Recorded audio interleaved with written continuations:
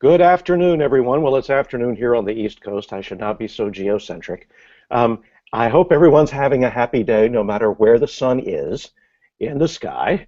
And I welcome you all to what will be, let's say, a capstone webinar for a first iteration. I am trying to choose my words very carefully because, as we know, this is not over. That's one of the hashtags we can use to participate in the Twitter chat today. It's also a hashtag I recommend for daily use, basically about anything that you find enjoyable or useful. And I do trust that you share our experience in finding this Connected Courses journey in our first iteration for this first way through this first part of the journey, something that's been useful and enjoyable. And we'll have some things to talk about next steps today. I'm Gardner Campbell. I work at Virginia Commonwealth University. You see me all dressed up today because the Board of Visitors is here. So this is my Board of Visitors costume. Later you would see me in other kinds of regalia, but this is why I've got the suit on today. I just want to clear that up, lest there be any administrator dread in the audience. And we've got a number of really interesting and lively contributions to the conversation today, both from the folks in the video conference right now, but also we hope from you, either in the Google Hangout chat or in the Twitter stream. We have some extraordinary folks, Mimi Ito, Kim Jackson, watching that Twitter stream for us, and they will be feeding your comments into us and making sure that that particular back channel is working well and is thriving. So thanks to everyone for joining today, and I am eager to get started. So why don't we just begin with a discussion of what are we doing next? And to make it a real focused kind of a question, what are you planning to do next? And I will go first to our UK correspondent and cellist extraordinaire, Laura Ritchie. So Laura, what are the next steps for you in Connected Courses? Thanks, Gardner. Hi, I'm Laura Ritchie, and I work at the University of Chichester, where I teach all sorts of things having to do with music. And I'm in a really fortunate position that I get my students for almost 2 years at a go. And so I started my Connected course with a final year group of students, and I immediately started drip feeding to the other lower years. And I put it to them, what did they want to do next? I have a lot of homework to do because I've been able to take on board some of the things from the previous units, but there's a lot more to learn. But what we would like to do next is really make everything about the students. And when I asked them what they wanted, they said they wanted it to be meaningful. They didn't want some activity that ticked a box. They wanted it to be a bridge into their lives, and they were happy to put in extra work for that. So we've made links with this week, some of their music. My students put some music together that was played for an art class out near San Francisco, and the art students are responding to that and using that. So we've got a collaboration going there. We've got an ongoing thing going with David Preston's English class. Been working with Jonathan Worth and his phonar class. I'm taking one of his students to go meet my cello maker next Tuesday. So we're mixing online things over the interwebs and some real life things. My students next term are going to be teaching the equivalent of 3rd and 4th graders music for a month in primary schools, and that was something they did, because one thing that Connected Courses has done for my students is it's thrown open the door to the wide world and let them know that it's not a course on a syllabus, and if they see something and they dream something, then perhaps it can happen. That's where I'm at. That sounds great. Folks, jump in. What are your next steps? Thank you, Laura. So there's a couple next steps. The first one that I wanted to mention is that this community has been so wonderful in terms of starting conversations, and one of the things I didn't want to happen is for some of those conversations to end. And interestingly enough, a group of us are going to co-write a publication together on the nature of open networked learning. So that's an example, I think, of what can emerge from this kind of experience is the publication opportunity with colleagues. And we're writing, we have open docs right now. We're just sort of throwing ideas around, formulating a proposal, which will eventually become a piece of scholarship. So that's one thing I'm doing. But in terms of my pedagogy, this co-learning thread has been really transformative for me. I've taught this semester an electronic literature class that's been really inspiring and in many ways has been a connected course. But in essence, I want to push the envelope. So the things that I've done in this course this semester, I've opened up a syndicated hub for the first time. I've used the garage, the Connected Courses garage, many a time to sort of tweak my technical capacity to set up an infrastructure that works for an open course. So I'm really proud of the kind of learning curve that I've taken in that regard. But the threshold that I have not sort of crossed over yet, which is my plans for next semester, involve having my students create the syllabus. This is a step I've never taken before. So the course I'm teaching in the spring is indeed planned as a connected course. That course is called Writing Race and Ethnicity. It's about the rhetorics of race. And I imagine this course as an open course, and I would like to have a variety of different communities that we are connected to, that we're having extended conversations with. So I'm sort of reaching out to the Twitterverse and the Networkverse to see if I can find collaborators for specific, points of engagement. But besides that, I would like to start off the course with having my students articulate precisely what they want to learn in the course. So that to me is a radical next step, and that's what I'm pushing myself with in the next semester. Well, lucky you to have a semester. I teach on a quarter system, and winter quarter is my last course after teaching for 10 years at Stanford, and I got the Learning on the Open Web Religion from Reverend Groom last year, so I'm going to continue to use a hub and ask learners to set up their own WordPress blogs before we meet, and I'm pushing the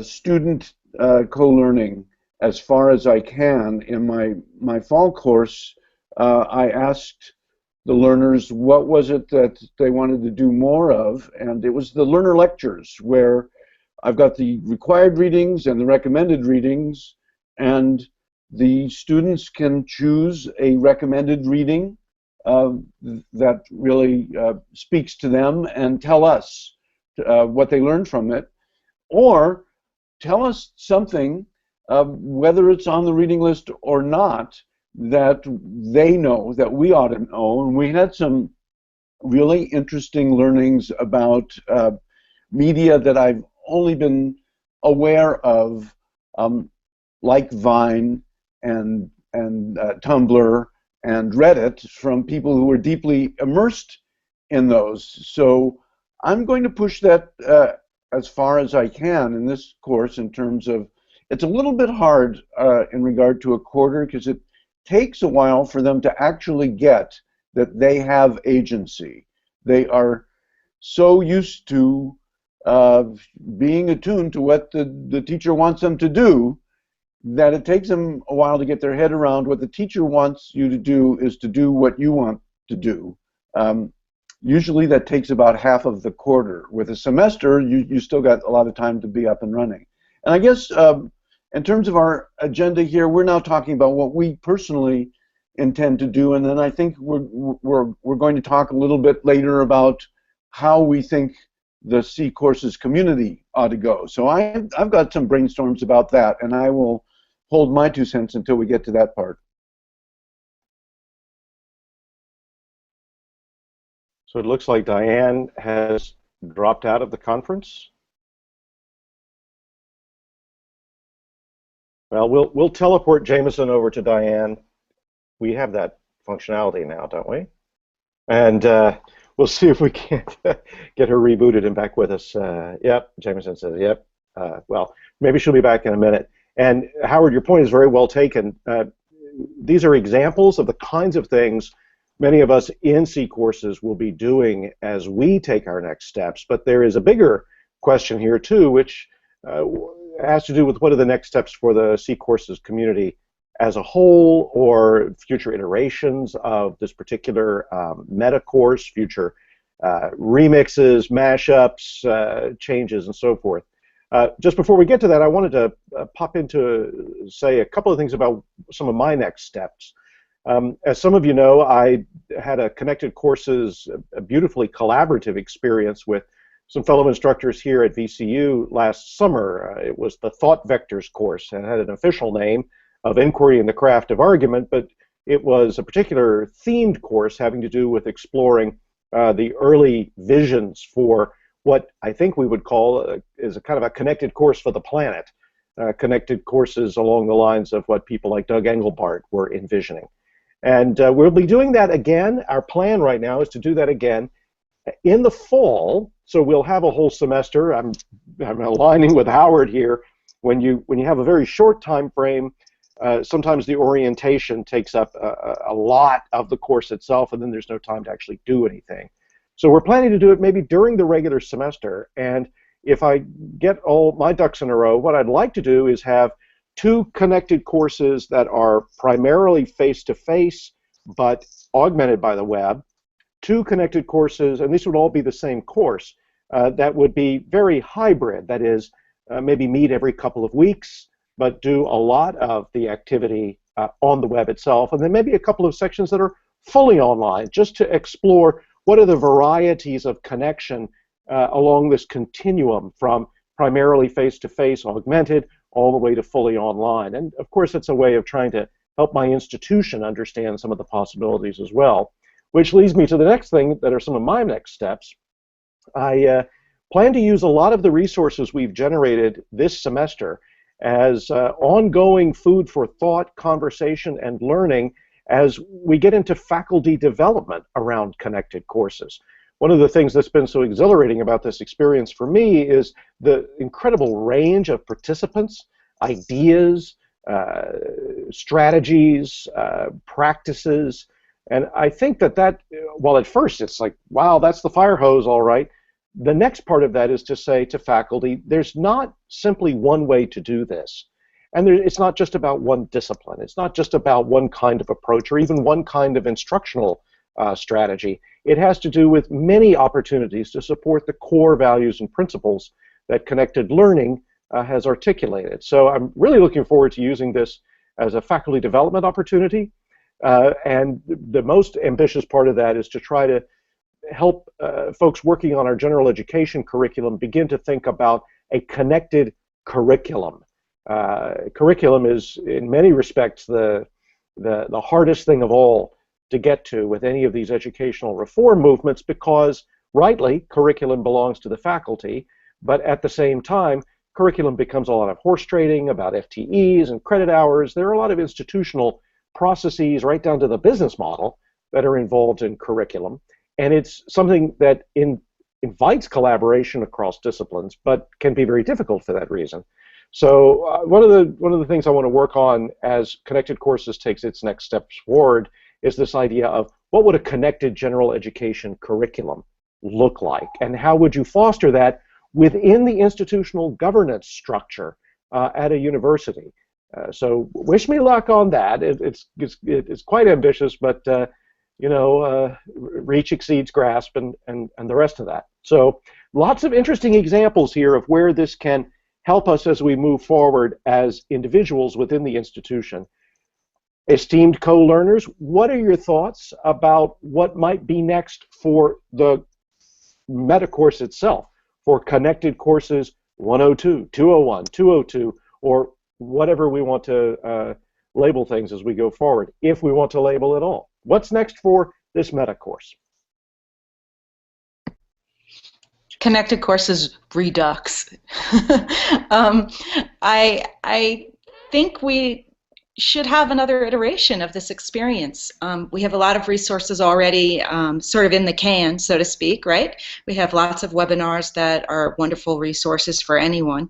And then we also have a way of generating conversations around those resources and creating new ones. So I could imagine a second iteration. What do you guys think?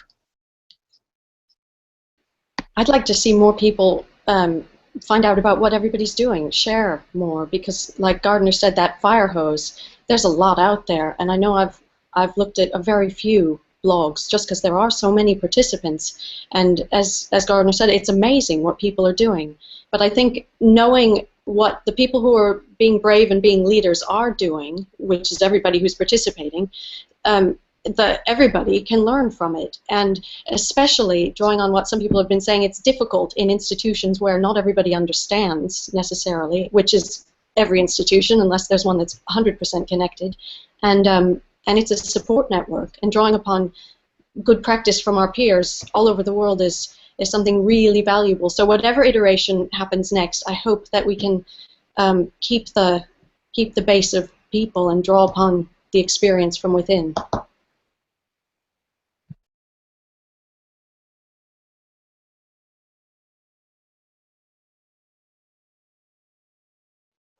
I believe, Howard, you have begun, but you are muted, my friend.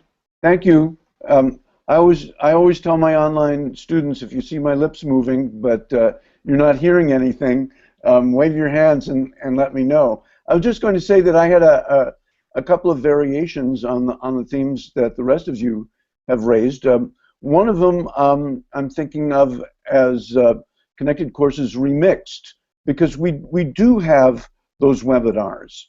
And we have a lot of supporting material for people who want to create a connected course, but they need some technical and pedagogical scaffolding for that. That's all there. So who will do this is a good question. But that material, a lot of work and a lot of hours were put into creating it. It's still available, all of the videos of the webinars, all of the daily connects. There's a lot there that could be remixed any way you want. So in terms of faculty development, for others who want to take the lead and bring some other educators into this, there is a possibility. Another possibility is if there are a critical mass of the current cohort who want to design another unit, wouldn't it be great to see a participant-created unit that would be aggregated in the same hub in which the participants would create webinars and texts and makes. Maybe, certainly, there are aspects that we had left out. What are they? So those are two ideas to build on. They both depend on a critical mass of people getting together to do it. I also wanted to mention an idea, correct me if I'm wrong, but I think it was Simon Ensor who brought this up in the comment thread on Mimi Ito's blog post that I've flogged a few times on Twitter, where we're talking about the future here, and the suggestion was to create an ongoing multicultural troubleshooting, research and development, flash mobbing educational task force, which I took to be a voluntary contribute as much as you are able or not, network of people who would help educators who are trying to get started with connected courses, both on the nuts and bolts of how do you set up the aggregators, and with the pedagogy and a little bit of support around the scary parts of co-learning. So I will tweet out that URL again. We're having discussions in several places. One of them is that comment thread on Mimi's blog. Another one is in the the forum, and another one is in Google Plus, and there's somewhat overlapping but semi-distinct sub-communities there.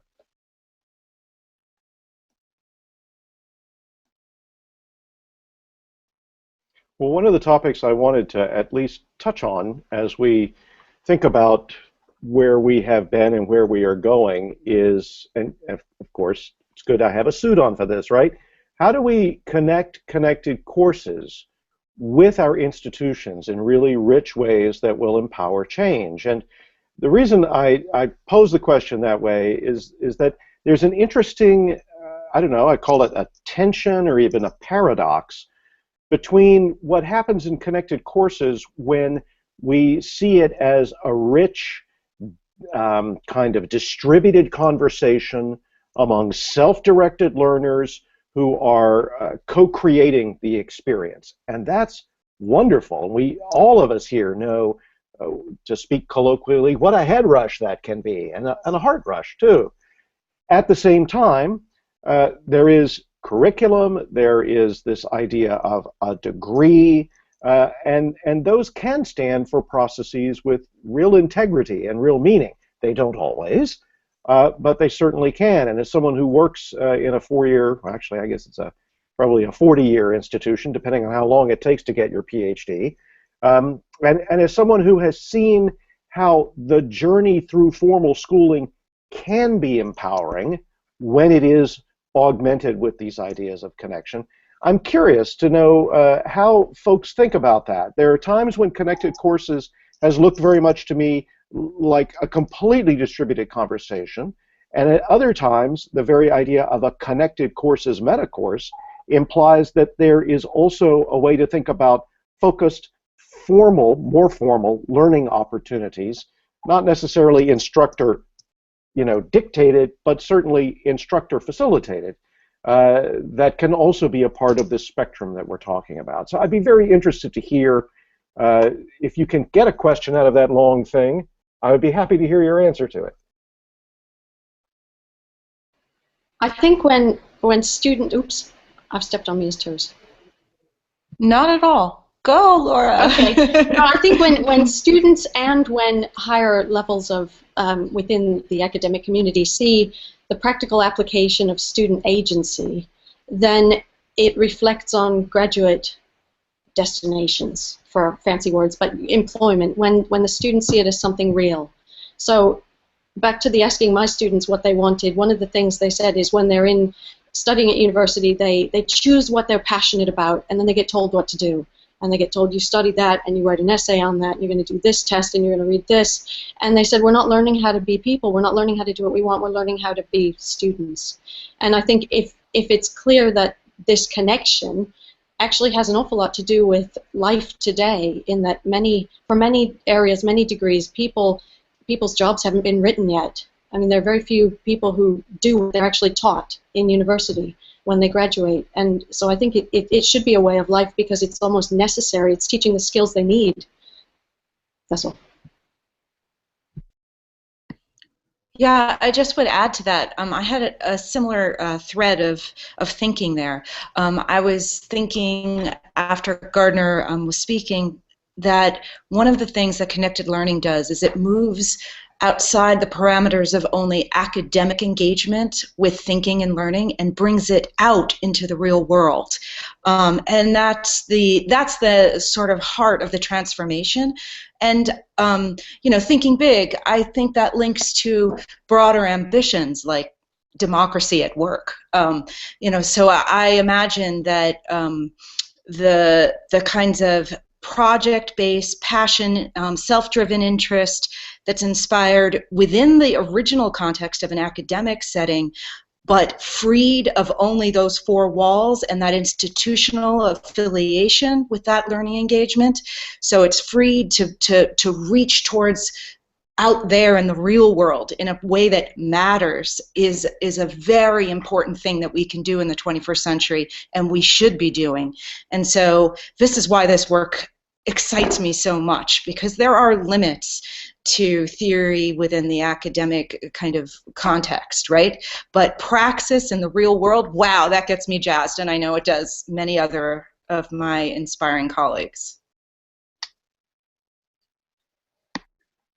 Well, in terms of that, I find that that my students need a little bit of deprogramming in regard to they're not as self-aware as your students, Laura, in terms of really surfacing the fact that what they've been learning to do is to be students. But one of the things that always has shaken them up, well, I've done it twice, is that there's a wonderful high school teacher in a small town in Indiana by the name of Don Wettrick, and he has a class called Innovations, in which he says, what matters? Pick a project that matters, and I will help you learn what you need to learn around it.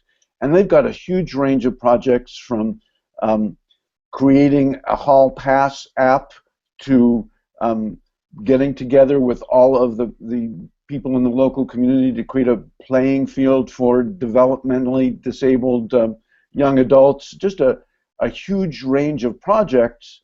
And then they work with the teacher to learn what they need to do.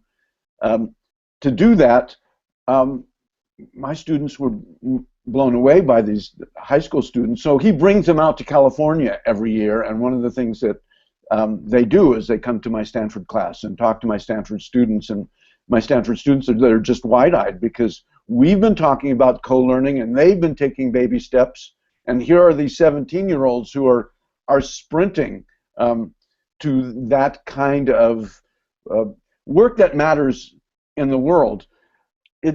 I think it does take, if not an extraordinary teacher, some extraordinary support for that teacher, and a lot of courage to jump out into it. But what I've seen is that that the high school kids really go for it, and it fires them up so much that they bring it into other areas of their learning. It's a big leap. Co-learning is a little scary. This is even scarier, but I do see it as something that ought to spread around. It's an experiment. If it doesn't work, it doesn't work. But if it does work, the learners are on fire. So I'll ask as a follow-up, and play a little bit of devil's advocate around the edges maybe, which is hard because I agree with all the principles that everyone's articulating. But let's say, for example, that there's somebody in Connected Courses land, and I know there is because I'm seeing it on the Twitter stream, who asks a very good question, or at least makes a very good point. Teleo Connect says, I think we need to model from the outside and move it inside the institution. If the institution will accept it, I have my doubts. And many people have those doubts. My own commitment is to work from the outside and from the inside, and to use the way in which the organization of higher education can have integrity and be empowering in an even more powerful way, knowing how many things militate against that. But let's look at the big question. I mean, are we looking at Connected Courses as an agent of transformation towards unbundling education? Is this part of the stage of being completely disaggregated and have learners be entirely embedded in the context of their own lives without being in a school, or is some kind of hybridity possible? I'd be very interested to know what our esteemed co-learners think. I think hybridity is possible, but I do agree with the Twitter comment. There are challenges. I was talking about this with my husband, who studied astrophysics, and he said, you know what, in some disciplines there is so much content that you actually have to learn that there isn't the workload is so great that you can't necessarily see a way to go outside that box and do all those extra connecting things, because you're got to learn all these things and tick the boxes. And he says if you have to spend all of your energy playing the system, then you're stuck.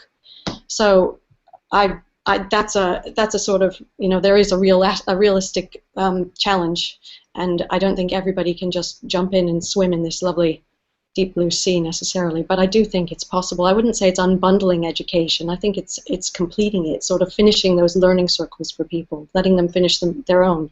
And we do need structure. We always need structure. I still have teachers. I don't want to stop learning.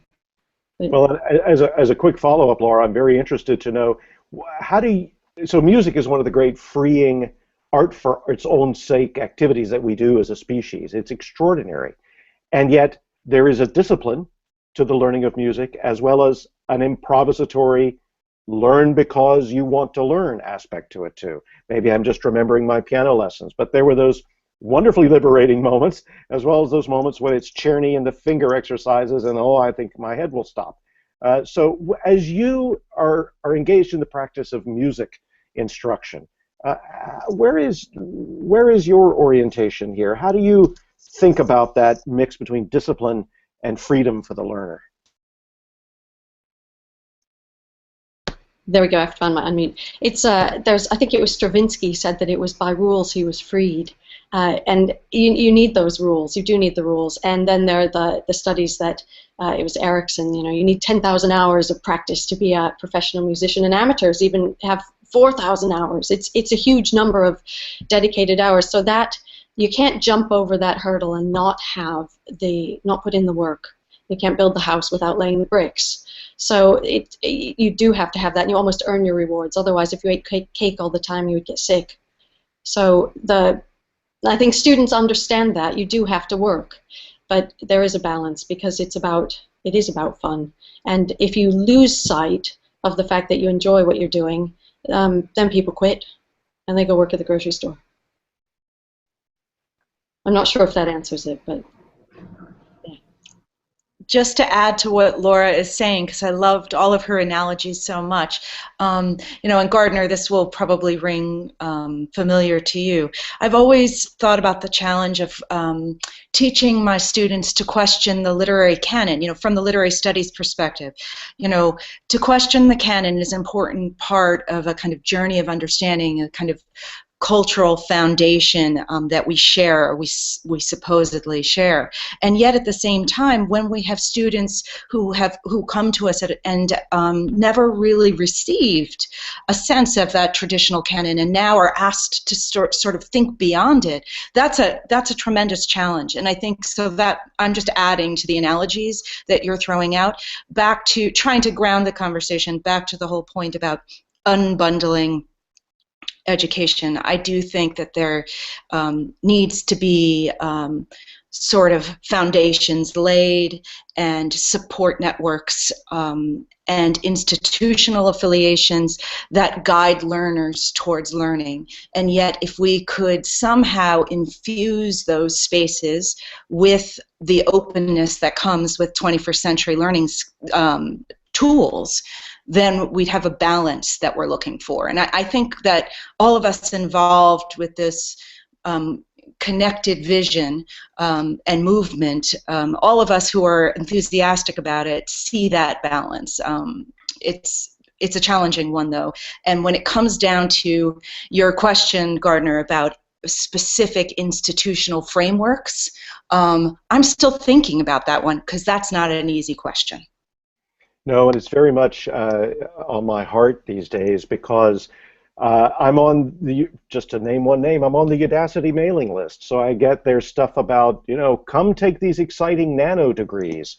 And they've actually begun to describe each of these nano degree programs in terms that, are painting a vivid future of liberatory potential for the learner following his or her passion. And I see a vocabulary and a discourse that is part of what we're talking about here, and it seems to be so easily moved towards follow your passion, get that job, imagine your career fantasy, and then begins to move away from the development of the whole person or any idea of liberal learning. And I'm brought up short, and I think, well, gee, there was a time I was pretty vocal about death to the credit hour, and now I'm saying, but I didn't mean so we can have nano degrees to train us for jobs that won't exist in 2 more years. So that's part of where I am with that, obviously.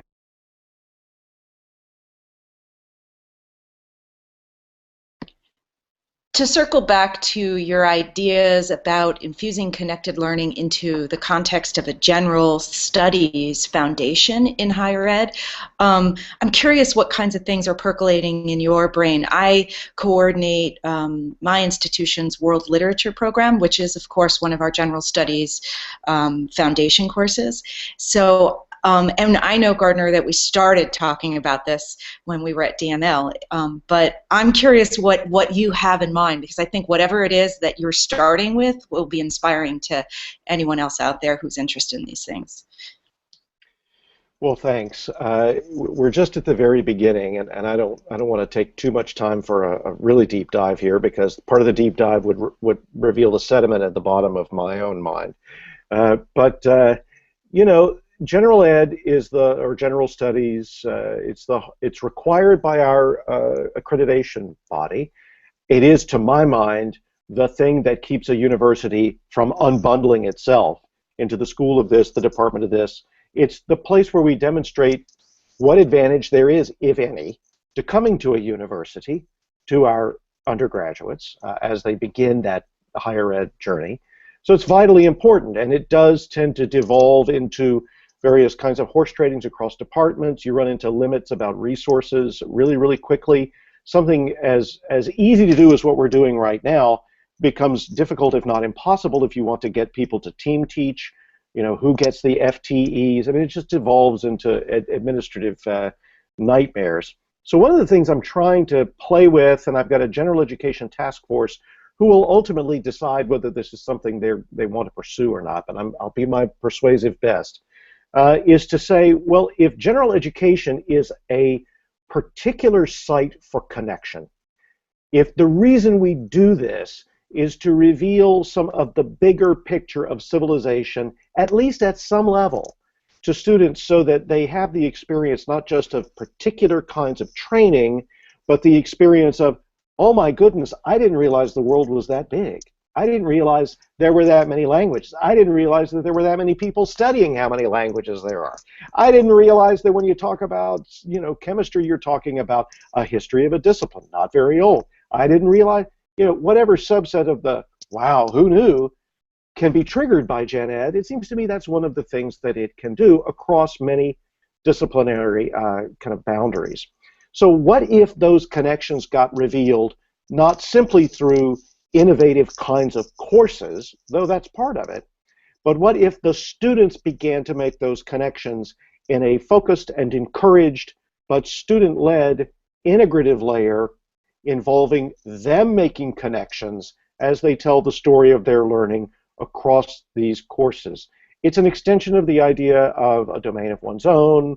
It's an extension of the idea of the personal cyber infrastructure, but the particular focus is, what if Gen Ed itself were the place where the story of one's learning would be not simply, here's how my mind is being blown, that's important, but my mind's being blown because I went to a biology class today, and then I went to a rhetoric class. I'm going to one, you know, I will go to one tomorrow, and on the third day, I'm going to blog about how those things are connected.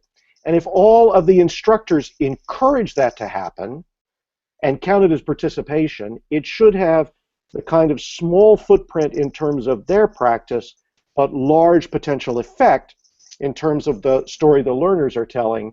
And if that worked, it might start revealing some of the purposes of general ed back to the instructors themselves because of the amazing things students would do.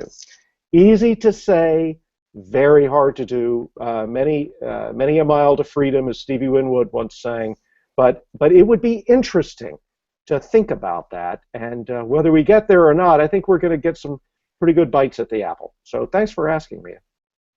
I wanted to focus in on what I see as an important assumption in what you're saying, Gardner, which is that in most courses that I know of, the explicit discussion and reflection on learning, as well as the subject matter, is really not part of the curriculum, and that when introducing co-learning in my courses, it is different from what the students are trained to do in all of their other classes, so we have to explicitly discuss it.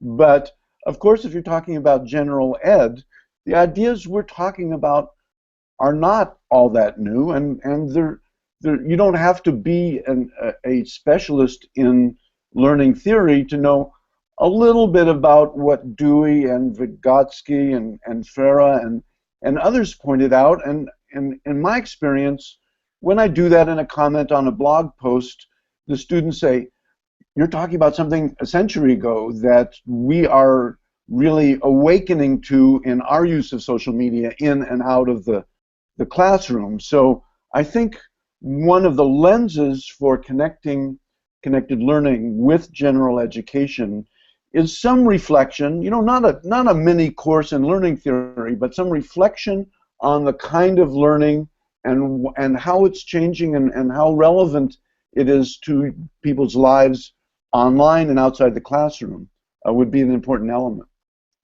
I could not agree more, and it is the thing that is at the heart of the mission we profess. The structures we have often militate against it, but this would be a gentle but potentially powerful way of bringing back that core that you're talking about through the narrative of the learners. And you're right. I'm not asking every one of my colleagues to become suddenly interdisciplinary. I'm not trying to engage them with, can you be expert on ecosystems very quickly? What I'm trying to do is to say, just encourage your students to make connections and think hard about those connections that they are making. Encourage them. Bring that out. Make it an explicit part of the course. And I think that can go a long way. We have somebody who has joined us. Looks like somebody named Jonathan. Jonathan, are you here? Yes, I'm here. Hello. I'm from Brazil. Hi, Jonathan. Are you in Brazil right now? Yeah, I'm in Brazil. I am in the cars. Why don't you tell us about your reflection on what we've been talking about, Jonathan?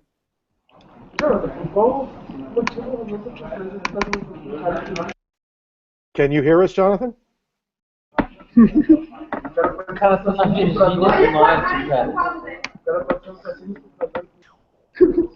Vai que ele gosta de Joelma.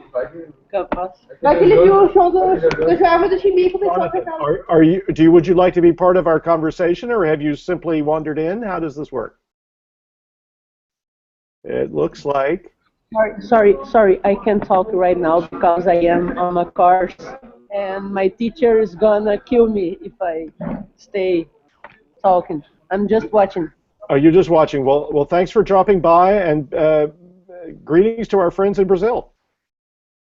Maybe you can get your teacher to chime in. Yeah, that would be great. And of course, kill is a metaphor. It's mostly dirty looks, as I recall. Well, isn't that interesting? I think that's got to be our first example of somebody hacking into the Hangout. That's very interesting. It's kind of fun. Sorry, I'm going to savor that for just a moment. Somebody else can take the ball.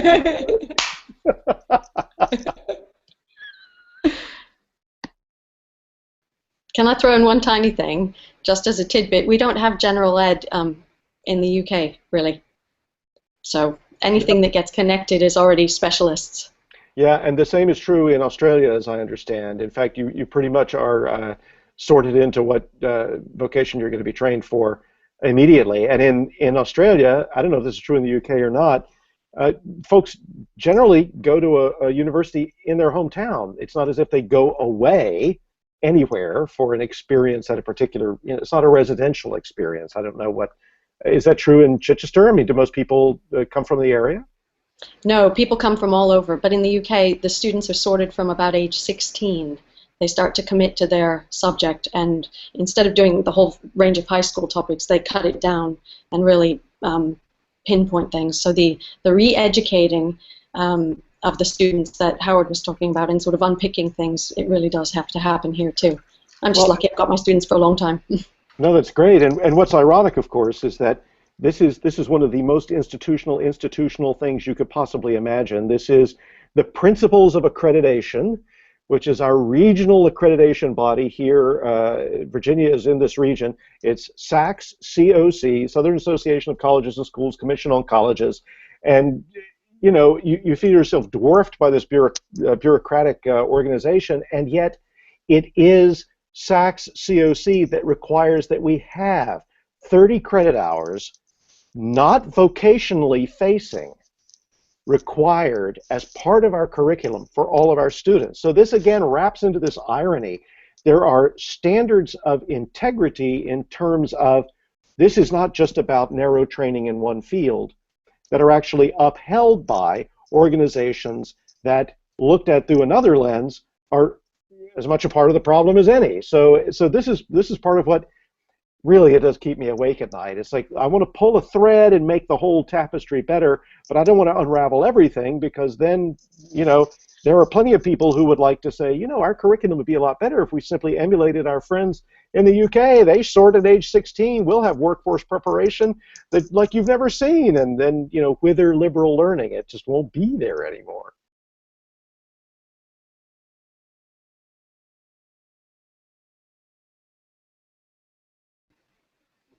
It's tricky. I think it's really tricky.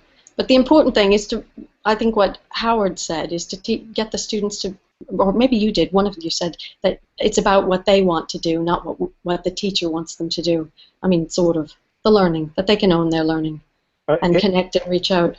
With the one, I would add the friendly amendment that if a student does want a teacher to facilitate his or her learning and puts their trust in that teacher and says, guide me, I can't think all of this up myself, save me time, show me the way that you believe will be most effective, then that, and it is a moment of trust, the learner gives up some agency in the short term to gain more agency in the long term. And it's that layer of trust that I think really becomes almost the foundation for everything we're talking about.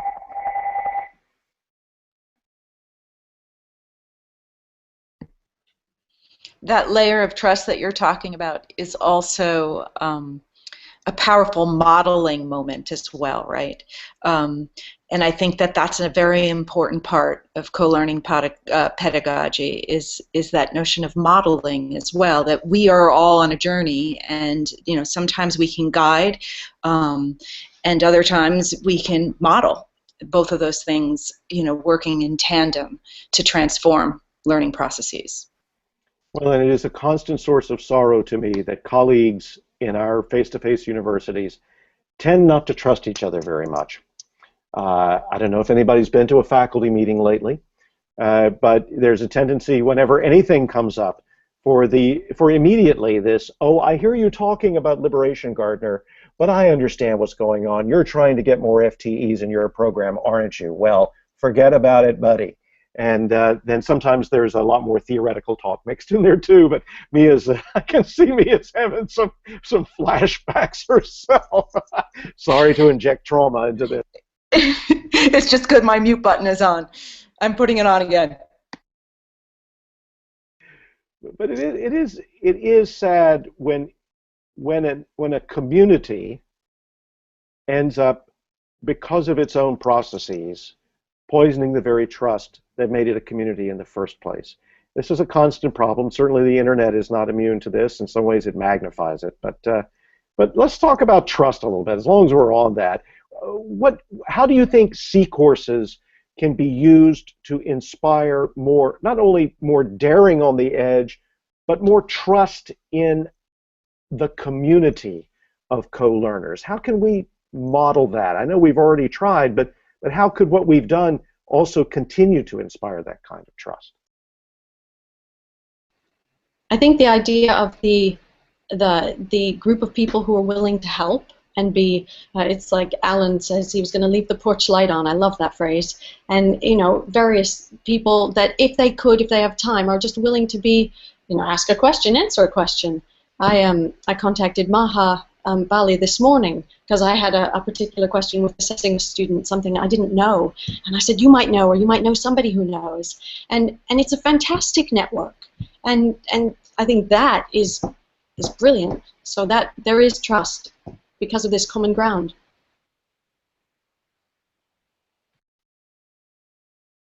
Yes, I just want to echo what you're saying, Laura. I think the trust comes from communicating in ways that are inspiring to all of us and having kind of an extended exchange.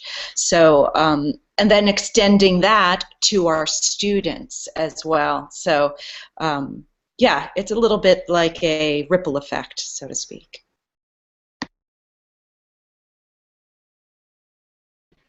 You got to jump in, otherwise you won't make a ripple. Howard, you have been working with online communities for a long, long time. You've seen trolls in species that we can only imagine, I am sure. But in those heady early days of the network, I mean, there was a kind of inbuilt trust, it seems, because people didn't know what was going to happen next, but they knew what they would like to be able to do together. So what words do you have for us regarding trust and networks? How can we help to model and inspire trust?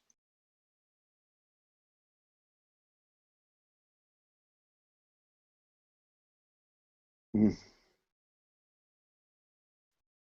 have a great advantage now that we didn't have some years ago, which is the medium we're using right now.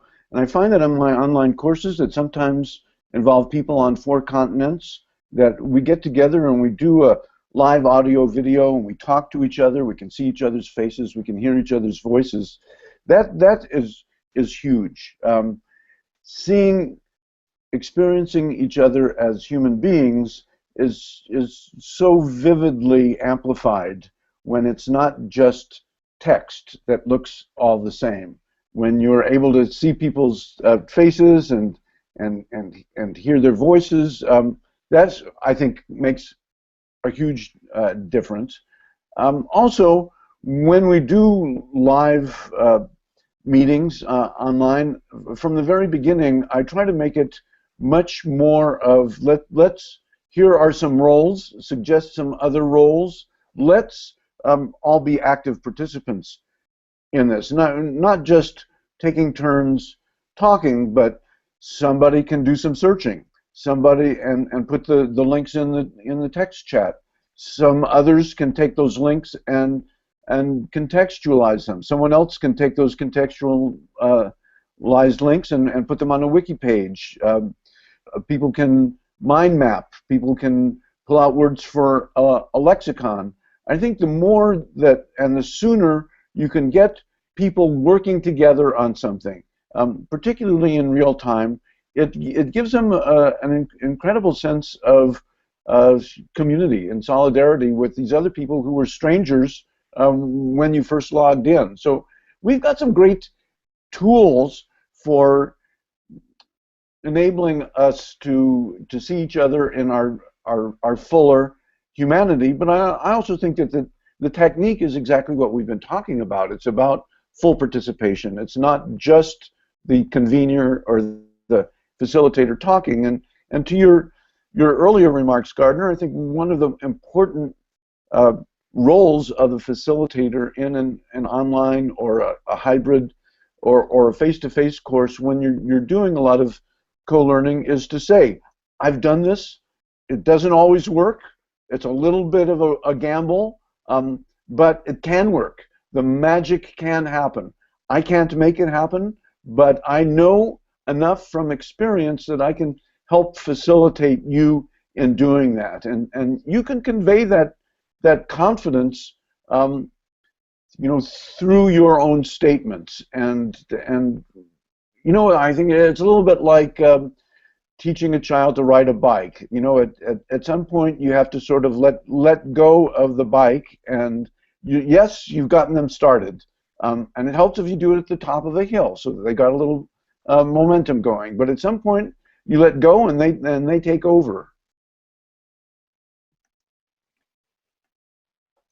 So as we think about what we can share with each other and build together to demonstrate trust, especially the part of the trust that says, I bring what I have, to the community because I know the community will not reject it, it will value it, it will support my efforts. I think about a couple of things. The first thing I think about is that Laura is so on the hook for our advanced technological capacities because she's going to have a musical interlude for us at the end. I say this because Ms. Ritchie, 3 minutes, Ms. Ritchie, 3 minutes. But I also think about, and I'm just going to praise our trusty standby here, and I know that Alan Levine is in the Twitter stream, so here's one for you as well, Alan.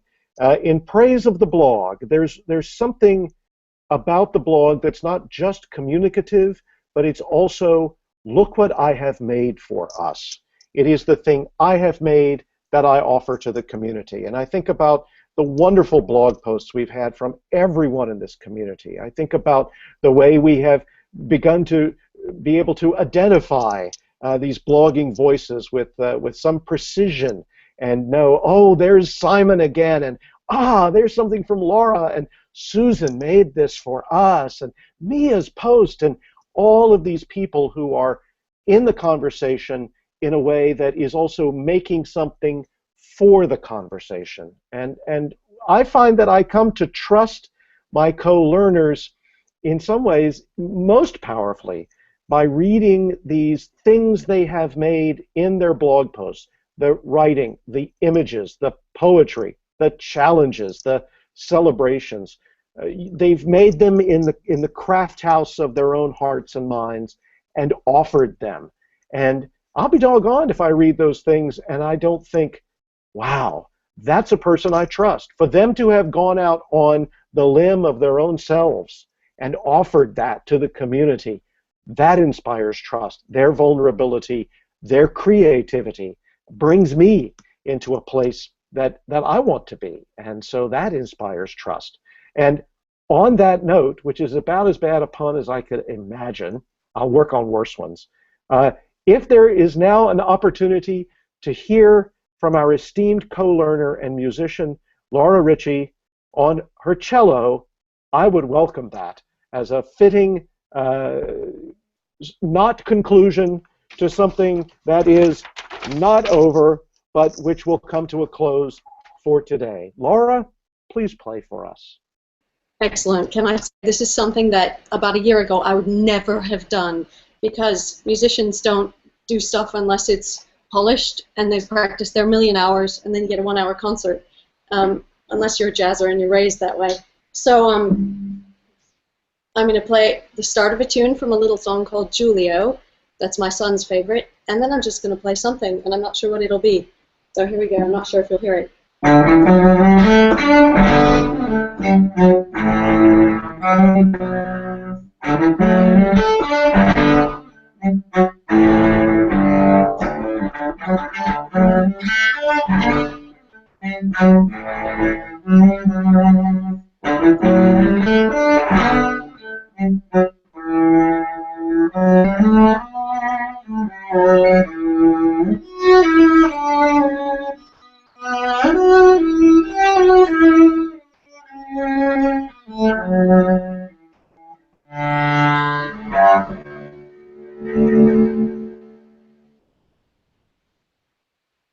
On that note, have a good night, and thank you very much for watching us all.